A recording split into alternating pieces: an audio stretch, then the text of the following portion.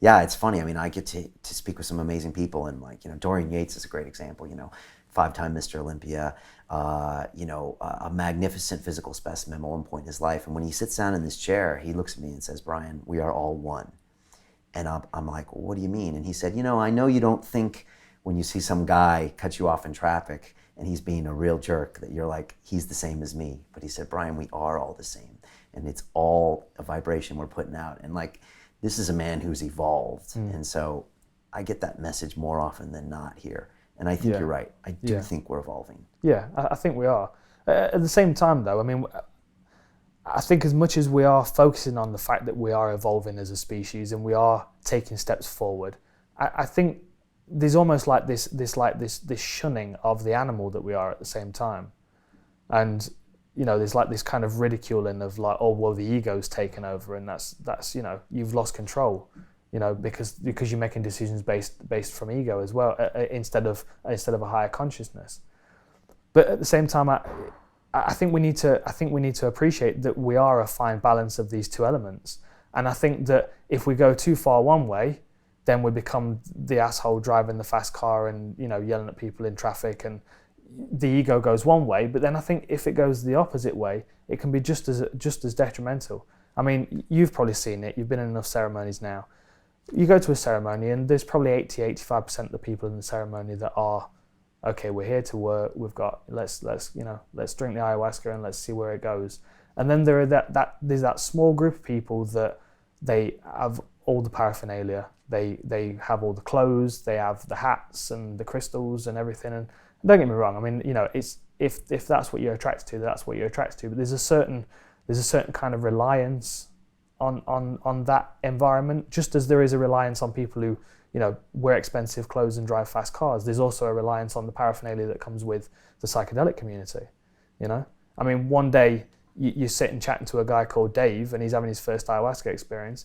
You wake up the next morning, log onto Facebook, and he's changed his name to like Jupiter Rising or something like that. You know what I mean? Yeah, it's almost as dangerous the opposite way. Exactly. Right. Yeah. Yeah, and actually, if it's one thing the ayahuasca taught me as well, it's to deal with my ego self as well. And as a fighter, when you're in the cage, you have to be the ultimate egoic being, right? Because you are protecting yourself and inflicting damage. Yeah. And then after that, you cannot be that guy. And so for me with ayahuasca, it says that it's okay for Brian to be the super high achiever, and he can be that guy as long as he can also look outside and be like, okay, don't be him all the time.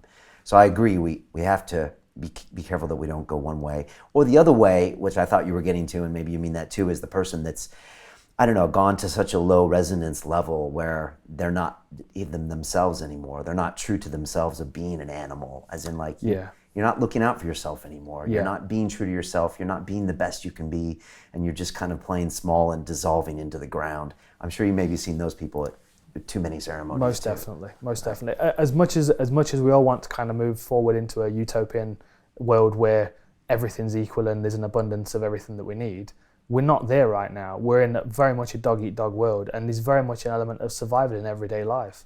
Whether it's just strengthening yourself in a psychological way to deal with being in a city like London, whether it's just to put up a wall to deal with the nonsense that you see on social networking all the time.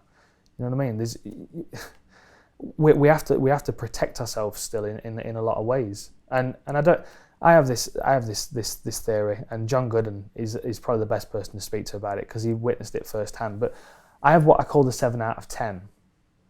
And this is a beautiful thing because, in my opinion, I am outwardly angry, aggressive, like on the edge of losing my shit. Inwardly, I'm at peace, I'm reading the situation, and I'm assessing the person in front of me.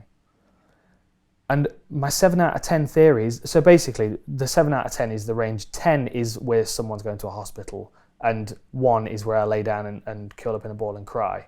You know what I mean? So that's where I'm at. So 7 out of 10 is like, sometimes you've got to be aggressive. Sometimes you've got to maintain order. If someone's being a prick, you've got to maintain order sometimes. You've got to let them know.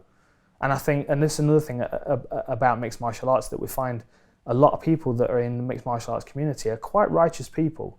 Other than the occasional Matt Hughes, most people are of a level that they understand their role in the world and they understand their role in society, you know. And I think that one of my roles in society is to maintain order. If I see something that's not right, if I see a guy slapping his girl, I will go and speak to him.